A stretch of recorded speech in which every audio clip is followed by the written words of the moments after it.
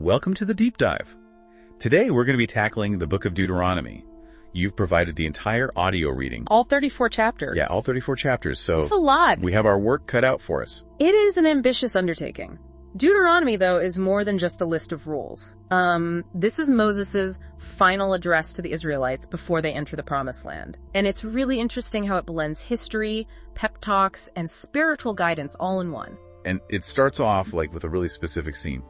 In chapter 1, we're in the wilderness, east of the Jordan River, with place names like, the Arabah and stuff. All these very specific geographical locations, like the Arabah, opposite stuff. Right. Between Paran and Tophel, Hezroth and Dizahab, that level of detail immediately grounds the story in reality. Oh, yeah. And Moses even gives a precise date. It's the 40th year after the Exodus, the first day of the 11th month. And we know from earlier in the Torah that it takes 11 days to travel from Horeb to Kadesh Barnea. So the Israelites would have been acutely aware of just how long they had been wandering. And right away, before we even, get too far, we learn that Moses has already defeated 2 kings. Yeah. Sihon of the Amorites and Og of Bashan. And it's like he's establishing his authority right from the get-go. Yeah, it's like, look, I've led you through battles. I've spoken with God. Now I'm preparing you for what's next. Exactly, yeah. But it's really important to keep in mind, too, that the generation that he's speaking to wasn't present at Mount Sinai for the original covenant. So this is they're the children of. It's not just relaying rules. It's like transferring this whole legacy and explaining why these laws matter for their future. And he doesn't hold back on reminding them of their past failures either. Especially their fear and the reluctance to enter the Promised Land. The story of the spies in Numbers 13 and 14 casts a long shadow here in Deuteronomy. Oh, right. That whole giants in the land. The giants in the land debacle, where they just completely... Where they let fear just dictate. Let fear dictate their actions. Yeah, instead of trusting in God's promises. Instead of trusting in God's promises, and it's... And that's a key theme throughout Deuteronomy, right? The interplay of fear, faith, and obedience. And you see that really clearly in this story. Only Caleb, who urged the Israelites to trust God, gets to enter the Promised Land. Everyone else from that generation dies in the wilderness. Oh, wow. That's a pretty stark consequence for, not falling. I mean, it makes you wonder if that was part of what Moses was saying. Hey, remember what happened last time? We don't want to do that again. Right. Learn from your parents' mistakes. Yeah, exactly. Now, in chapter 5, we get the 10 Commandments reiterated. They were originally given on Mount Horeb. Right. But the interesting thing is, they're not presented as just a list of do's and don'ts. What do you mean? Well, they're framed within the covenant relationship between God and the Israelites. I see. It's about honoring that relationship through their actions, not just blind obedience. So it's more about understanding the why behind the laws. Exactly. It's this is why these laws are important, not just because I said so, but because it affects your relationship with God. Yeah. That makes a lot of sense. And then there are also these really intense warnings against idolatry. Oh, yeah. That seemed to be a major concern for Moses, for this nation that's surrounded by all these different cultures with their own gods and practices. He repeatedly emphasizes the importance of worshiping the one true God, and he ties it to their unique identity as a people. Okay. So he's saying this is what makes you different from all those other people, and you need to maintain that. Exactly. Okay. It's about their distinctiveness, their chosenness. Yeah. It's what sets them apart. But it's not all rituals and grand pronouncements, right? Yeah. Deuteronomy gets into some really down-to-earth stuff like social justice issues. Yes, absolutely. Caring for the poor, widows, orphans, foreigners. It's all in there. It's all there. Yeah. How to build a good and just society. These laws highlight compassion and fairness as foundational to a righteous society. It's not just about personal piety, It's about building a just community. And speaking of consequences, Deuteronomy doesn't shy away from outlining the potential outcomes of the Israelites' choices. And chapter 28, it lays out these blessings and curses, and it's pretty intense. Oh, it's a lot. I mean, it's almost like a divine if-then statement. Yeah. Obey and you'll be blessed with abundance. Disobey and you'll face famine, defeat, even exile. And it's a powerful reminder that their actions have very real consequences. And it's not just hypothetical, right? No. Because they'd already experienced both the blessings and curses. Throughout their journey. Yeah, throughout their journey. Yeah. So Moses is reminding them, like, your choices matter. They've shaped your history, and they're going to shape your future, too. Absolutely. Which brings us to, I think, a pretty pivotal moment. Moses, knowing that he's not going to enter the promised land, appoints Joshua as his successor. And we see that in chapter 31. Right. It's like a passing of the torch. And Moses gives Joshua very specific instructions. Be strong and courageous and follow God's commands. Yeah, like, here's the guy, follow him. But he doesn't just, like, leave it at that. He writes down the law and commands it to be read aloud every 7 years at the Festival of Tabernacles. Like, this is super important. This is the blueprint. Yeah. Don't forget it. It's like a living document that's meant to guide them for generations. And what happens next? Yeah. Well, in chapter 32, we encounter one of the most powerful and emotionally charged sections of Deuteronomy, the Song of Moses. The Song of Moses is like this grand, poetic summary of Israel's relationship with God. Yeah. It's full of, like, vivid imagery and metaphors that capture their highs and lows. Okay. God's faithfulness contrasted with their tendency to rebel. Yeah, you know, when I was listening to the audio, it really, like, struck me how emotional this song is. Oh, yeah. It's like Moses is pouring out his heart. He knows. Knowing this is his last chance to, like, get through to them. Absolutely. He sings about God's love for his people, but also their repeated betrayals.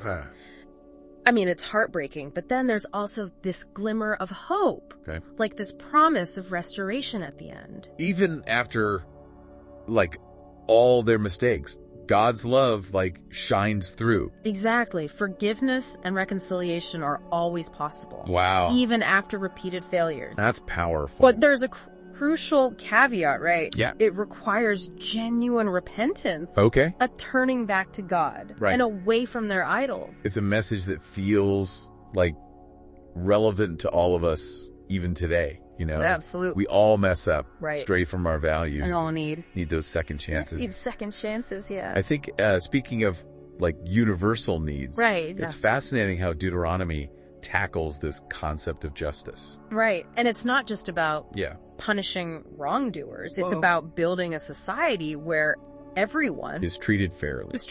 You're right. It's not all, like, fire and brimstone. No, not all. There's this constant emphasis on compassion, especially for, like, the vulnerable, like, widows and orphans. Widows, orphans, foreigners. Yeah. It's like a social safety net. It's like woven into their laws. Woven into their laws, exactly. Yeah. Like, take the law about debt cancellation every 7 years, for example. Okay. So in chapter 15, we learn that all debts between Israelites are wiped clean. Like a clean slate. It's like a built-in reset button for the economy. Yeah. Preventing crushing debt from trapping people in poverty.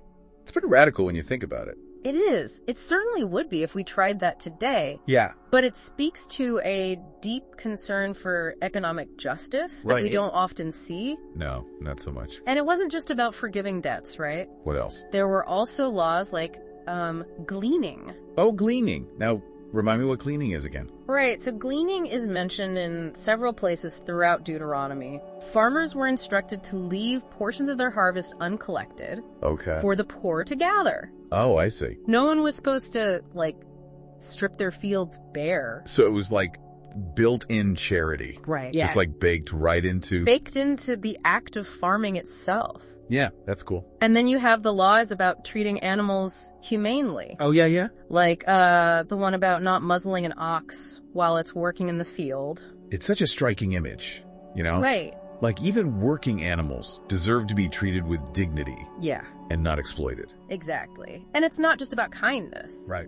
Deuteronomy also takes a firm stance against corruption and injustice. Oh, okay. Within the legal system, too. Interesting. Judges can't accept bribes. Oh, wow. That's a good one. And you need multiple witnesses for a conviction. Okay. It's about more than just having laws. Okay. It's about enforcing them fairly. Okay. And you have the cities of refuge. Oh, yeah. The cities of refuge. Which were safe havens for people who accidentally killed someone. So, like, if there's an accident and someone dies, They could flee to these cities and have their case reviewed. Have their case reviewed without fear of, like immediate, like a mob or something. Mob justice. Coming after them. Exactly. It was a way to ensure that justice was served thoughtfully, protecting the innocent from rash judgments. That's a good system. The level of detail that went into creating this just and compassionate society. It's remarkable. Yeah, it is. It's really remarkable. But let's not forget, too, that Deuteronomy isn't just about social justice, right? No, of course not. There's a lot about worship and religious practices, too. Right. The book really emphasizes the importance of worshiping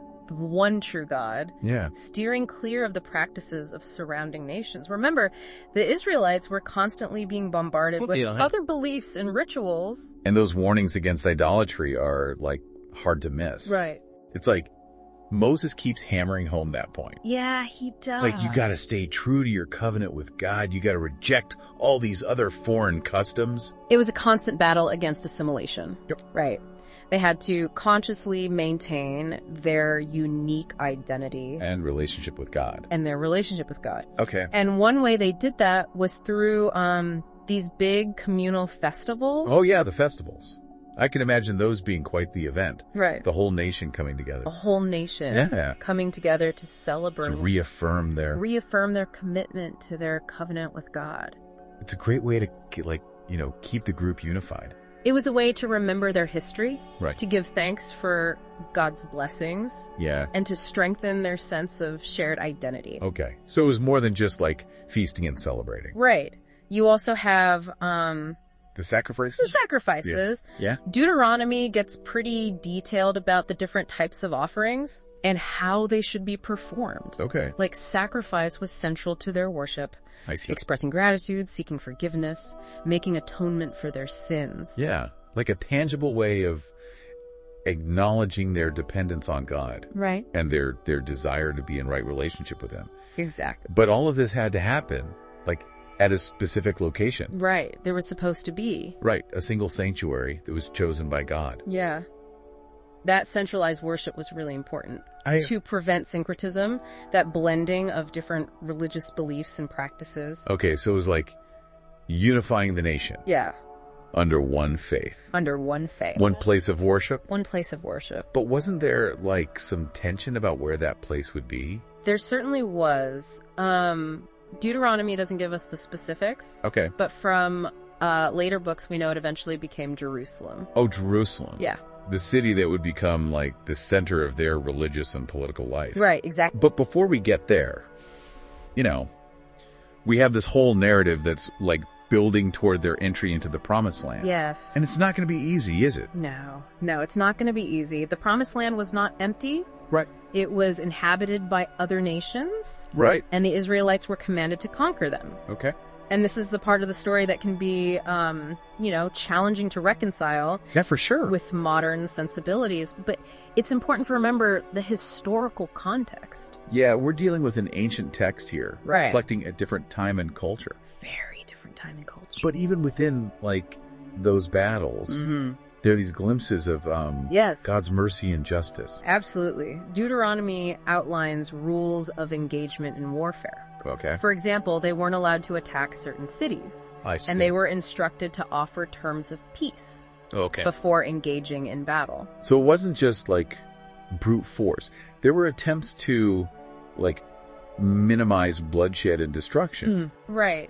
And then there were also laws about how to treat captives and distribute the spoils of war, trying to prevent cruelty and exploitation. It's like they're trying to find this balance, this delicate balance between the harsh realities of war and the ethical principles of their faith. Yeah, that makes sense. And then as we approach the end of Deuteronomy, we see that balance playing out in a very personal way in the life of Moses. Right.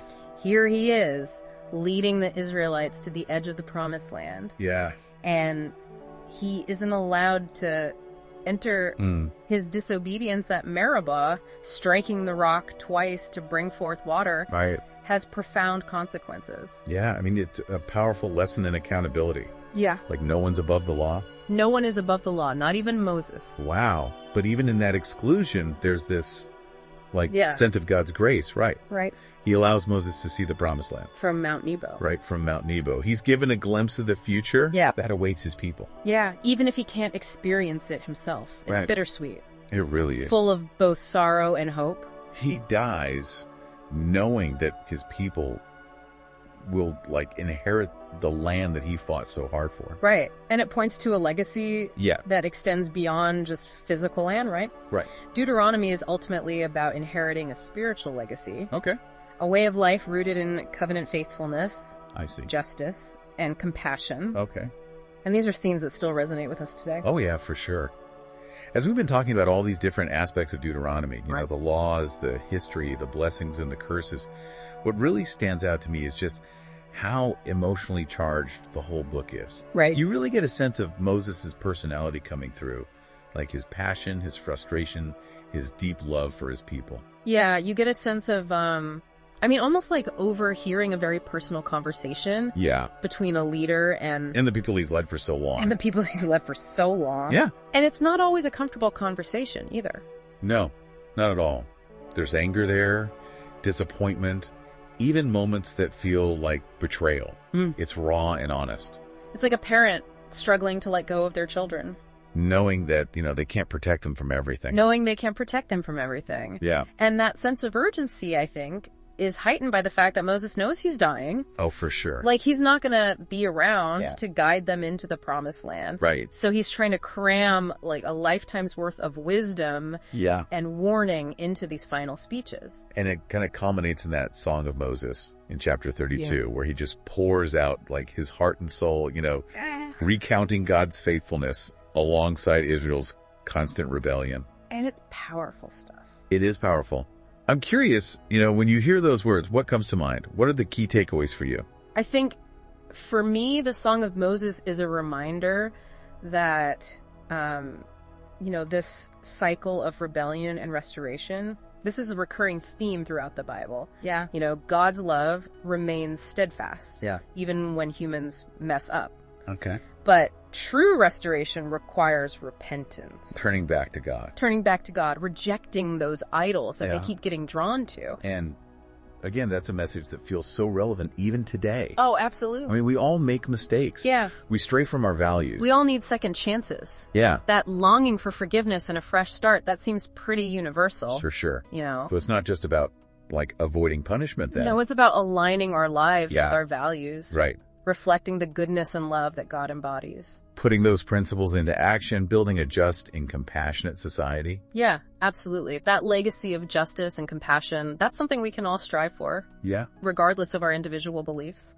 Yeah, for sure. Those values feel very universal, Yeah. Fairness, caring for the vulnerable, working toward a more just world. Precisely. That's something we can all agree on. And Deuteronomy is like a blueprint for how to do that. Yeah. How to create that kind of society. It's a challenge to each generation. Oh, wow. To learn from the past and build a better future. That's a powerful thought to end on. So much to think about. Yeah. So much to unpack from this deep dive into Deuteronomy. It's a book that stays with you. Oh, yeah. It challenges you to think deeply about your own relationship with God, with your community, right, and with the kind of legacy you want to leave behind. Well, thank you for joining us on this deep dive. It's been a pleasure. Until next time, keep exploring, keep questioning, and keep discovering the hidden depths of knowledge all around us.